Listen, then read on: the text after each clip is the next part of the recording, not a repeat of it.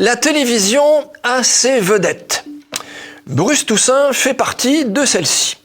Omniprésent depuis 30 ans, sur le petit écran comme à la radio, souvent avec succès, mais pas toujours, il a réussi à imposer sa personnalité et une image un peu faussement débonnaire.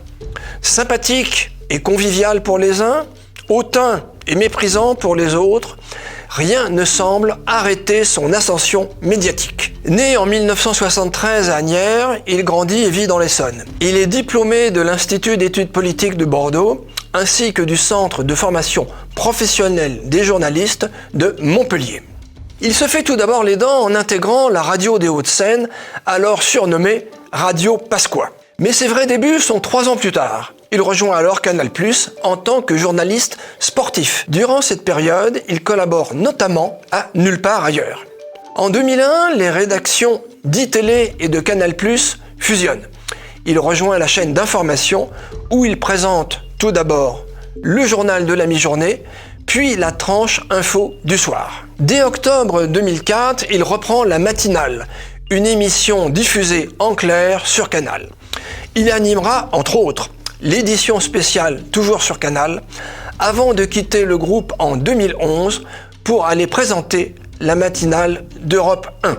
Au même moment, il lance un magazine sur France 2 intitulé « Un monde si jeune », si avec le chiffre 6, qui sera qualifié de catastrophe industrielle. À la rentrée, il est écarté de la matinale d'Europe 1 pour audience insuffisante. Il rallie alors France 5 où il présente C'est dans l'air et C'est politique. Un bref passage sur France Info et il rechange d'écurie en 2018 pour rejoindre BFM TV où il est responsable de la tranche de fin de soirée puis de la matinale.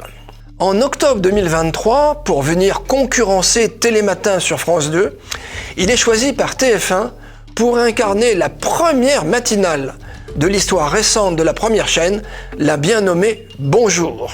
Il inaugure sa première matinale le 8 janvier 2024 et la curiosité des spectateurs est au rendez-vous avec une part d'audience enviable de 15%, qui va ensuite un peu fléchir. Sa vision du journalisme peut être résumée dans son entretien aux Parisiens le 23 août 2018, je cite. « Je pense, c'est lui qui parle, que ceux qui critiquent BFM TV ne la regardent pas. Le bashing des chaînes d'infos que j'ai déjà vécu à iTélé est injuste. On ne se rend pas compte de la prouesse accomplie pour faire 20 heures de direct et d'infos par jour. J'entends dire, vous répétez tout le temps la même chose.